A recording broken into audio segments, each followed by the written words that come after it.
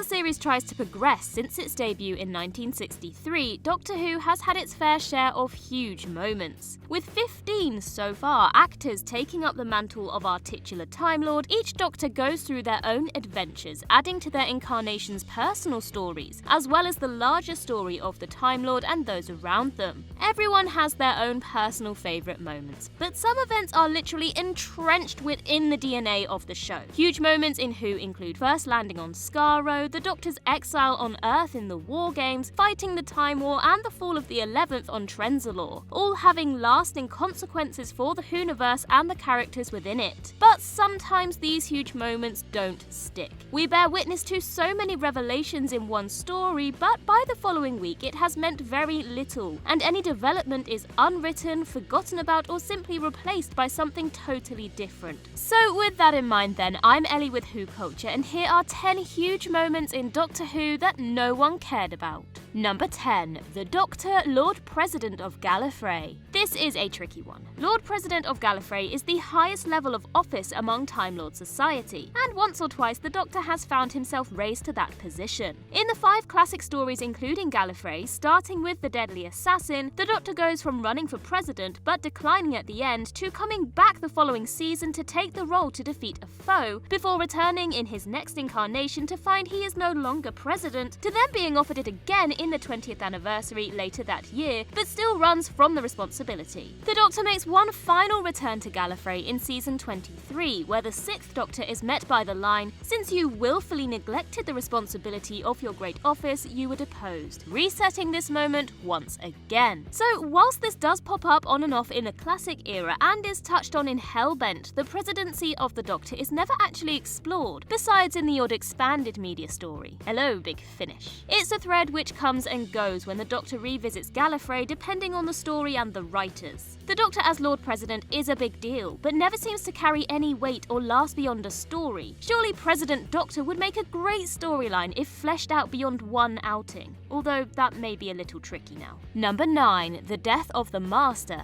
again. We all know the Master is the Moriarty to the Doctor's homes. That was always his intention during his original conception in the 70s, and like the Doctor, we've had a fair share of incarnations. But unlike our titular Time Lord, we barely see these regenerations taking place on screen. Sometimes we are simply left believing the Master is dead. A common thread of the Master story in the 1980s especially, their appearance would often end with their death before reappearing a few stories down the line inexplicably. Looking at you, Planet of Fire. This season 21 story sees the Ainley Master literally burning to nothing with the Doctor just watching on. However, the following season's Mark of the Rani just has the same incarnation turn up with no real explanation. The trope returned in New Who with the first 3 storylines including the Master, Saxon, End of Time, and Death in Heaven, all ending with the death of the character. However, 2 of these occasions we're actually provided with reasons for the return, through both resurrections and very handy last-minute teleports. It's an endearing character trait, and we don't always need the exposition of how the Master survives each encounter, but when death to the character becomes so casual, you start to wonder why the writers bother, when realistically all major fans know they will not properly call it quits on such a bankable villain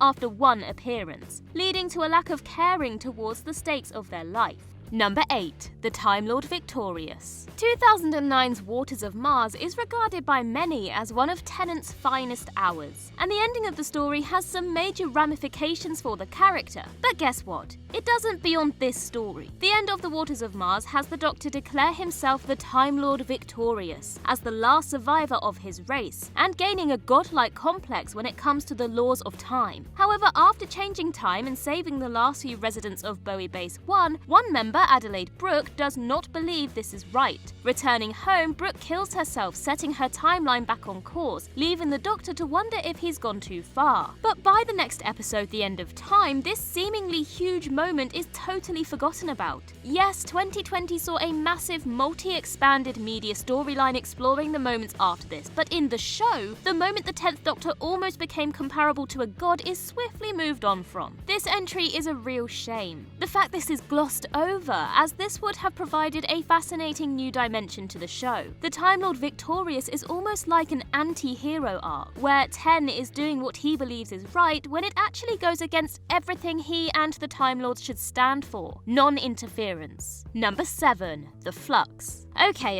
Jodie and Chibnall's tenure in control of the TARDIS is not over yet, so there is still room to rectify this, but right now, this is a hugely glossed over plot point from Series 13. For the first time in New Who, Series 13 embarked on one interconnecting serialized arc, a refreshing change that updates Who to the style of other modern series. The series focused on the titular Flux, a huge apocalyptic event in time and space described as a hurricane ripping through the structure of the universe. Pretty cool, right? Doctor Who is going pretty bold here. Well, obviously being a show which isn't entirely bleak, the Doctor and co stop the Flux, after it wipes out the combined forces of the Daleks, Cybermen and Sontarans, and finally when it is absorbed by a passenger. The passengers were an endless space intended to hold prisoners, and the vast space within was seemingly enough to extinguish the chaos. Fair enough, but what about all the destruction? Azir states that the Ravagers would restore the universe after the final Flux event, but did that happen? The end of Series 13 is a little vague/confusing, and come the next episode, Eve of the Daleks, the events are barely mentioned. The Daleks know a considerable amount of their fleet was destroyed, not the entirety we're originally led to believe, and Dan mentions how the Doctors saved the universe, but is that it? We just gloss over the cataclysm that just occurred. For now, yes. Number 6. The Doctor is Merlin. Sylvester McCoy's 7th Doctor is renowned from going from a clown-like buffoon in his first season to becoming the great schemer by his final adventures, using his companion Ace as his pawn. As a part of this, 1989's Battlefield introduces the idea that the Doctor at some point in his life will be the man behind the myth of Merlin. As Merlin, the Doctor would help Arthur fight the Sorceress Morgaine. As the Doctor had no memory of being Merlin, he assumes that this must be a fate for him that'll occur later in his life. We've had plots of the Doctor being woven into various histories, occasionally arriving sometime before this in his timeline, but the legend of Merlin is quite a big position to fill. Sadly, season 26 is Doctor Who's final classic season, with both the TV movie and New Who providing reboots, so whether this would develop further if a season 27 happened, we may never know. Therefore, the idea goes nowhere. The concept has been followed in expanded media in various differing ways, but on screen this is simply a loss we have to bear. Number 5. Daleks without the Doctor. Asylum of the Daleks gives us our first introduction to Jenna Coleman in Who, playing Oswin Oswald, who's seemingly connected to our future companion Clara Oswald. However, in the end it is revealed poor Oswin has been converted into a Dalek. As a last gift to the 11th Doctor to escape, she reveals to him that she removed every trace of him from the Daleks' database, allowing him to escape the asylum. Upon making it back to the Dalek Parliament, we are left with the final knowledge that all the Daleks have forgotten him, and not just those in the asylum, leaving them to question Doctor Who. So with that ending, surely the next appearance of the Doctor versus the Daleks, it's Doctor Who, that's obviously going to happen, is going to be pretty interesting, right? Wrong. The next appearance of the Daleks, barring their 50th anniversary appearance in the Time War, is in the time of the Doctor, and once again the Daleks remember their arch nemesis. When asked by the Doctor how they knew who he was, we get the convenient explanation of they took the memories of Tasha Lem, a character we are only just introduced to in this episode, who is apparently significant enough to provide the Daleks with everything they need to know about the Doctor. In the end, it feels lazy to write the ending of Asylum to then simply do a full 180 as soon as they reappear for convenience. And why bother in the first place? Number 4. I'm half human on my mother's side. Love it or hate it, the 1996 TV movie did one thing absolutely perfect: the casting of Paul McGann as the 8th Doctor. But one major aspect of his character has not ever been taken too seriously. I'm half human on my mother's side is a comment made various times throughout the American-produced special. Now that is pretty huge. Not a lot is ever really discovered about the Doctor's past in the classic series. The only family member we are introduced to is granddaughter Susan in the first seasons of the show. But otherwise, it is always just assumed the Doctor is 100% Time Lord. Of course, once again, the Chibnall era has decided to add its own spin on the character's origins, and currently seems a lot more concrete of an explanation than this throwaway line. But even before this retconning in 2020, the half-human comment is never really taken as gospel. It's a storyline that maybe could have worked properly, but almost feels too cliche. With no follow-up to the TV movie, we'll maybe never truly know the intentions. Both RTD and Moffat have mentioned before they don't truly believe into it, with another widely believed theory of whom the Doctor's mother is being the nameless woman in the end of time. This could be a monumental moment for the show, but after the TV movie is pushed aside, many chalk this up to post-regenerative trauma. Maybe lineage should be left alone, keeping the mystery in Doctor Who. Number 3. Morbius Doctors. In 1976's The Brain of Morbius, during a mind battle with the titular villain, it is revealed the Doctor had faces before the Hartnell incarnation. Did the fandom go mental? What did this mean for the series going forward after such a shock reveal? Not a lot. Granted, this potentially means more now in 2022 with the Timeless Child plot, but in 1976, this meant nothing in the show or to fans really. It is a widely known fact that New Who is definitely a lot more plot lore heavy than classic, with various contradictions in the original run, some of which we will get into later. The Morbius Doctors are brought to life on screen by members of the production dressed in classical outfits, meant to boost up the scope of the Doctor and Morbius's mind battle. These incarnations were portrayed by directors Graham Harper, Douglas Camfield and Christopher Barry, as well as writer Robert Holmes and producer Philip Hinchcliffe. Some fans believe these incarnations were Morbius's rather than the Doctor's, however this seems to have been proven wrong since. Yes, we now have the wonderful Jo Martin, who we are currently led to believe is a pre-Hartnell Doctor, and a very brilliant montage in The Timeless Children, but before this, these chaps had no acknowledgement in canon besides maybe being considered a gag. More Doctors should be huge events, as the War and Fugitive Doctors were, but it's taken 44 years for this true potential meaning to come to screen. Number 2. The Valeyard. The Sixth Doctor's era receives mixed reviews from the fans, but his final story drops a bombshell to rock the character to their core. The trial of Time Lord sees the Doctor put on trial for his exploits through time and is being prosecuted by a Time Lord referred to as the Valeyard. As the series comes to a head, the Master returns and reveals that he knows the Valeyard as the Doctor.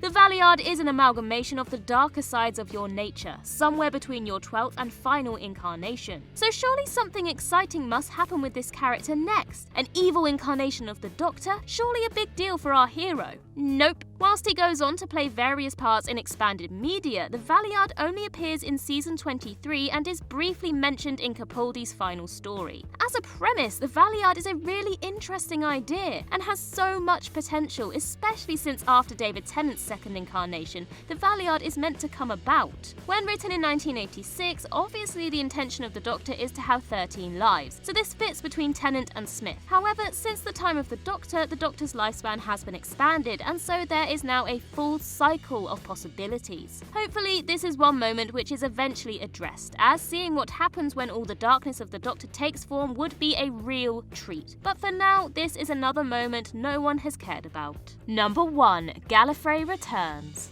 The planet of the Time Lords has been a part of the show's history since the late 60s, with later seasons fleshing out the planet's society and people. But turn to New Who and Gallifrey is gone, wiped out by the Doctor in the Time War. That again is until the 50th anniversary where the planet was saved, so surely now Gallifrey is back as a staple of the Whoniverse. Think again. Series 9's finale Hellbent marks our first proper exploration of the Doctor on Gallifrey, with the planet being stuck at the end of the universe, but very much there. However, the next time we see Gallifrey in Series 12's Spyfall, the Master has reduced the planet to a smouldering wreck. Yes, the shot in Spyfall is beautiful, but after the work of the 50th, the 11th Doctor's last stand on Trenzalore and the arc of Series 9, Gallifrey and the Time Lords are once again taken from us. Some may argue that the Time Lords as a species aren't that interesting. We'll tell them to go check Big Finish's Gallifrey series. But there is so much potential, and another monumental U-turn makes you question the point of the build-up to its return if not to be explored. Of course, there is every chance Gallifrey and the Time Lords are restored once again. That could be useful for the Timeless Child arc, since it is literally its foundation. But right now, the return of Gallifrey feels like a meaningless waste of time.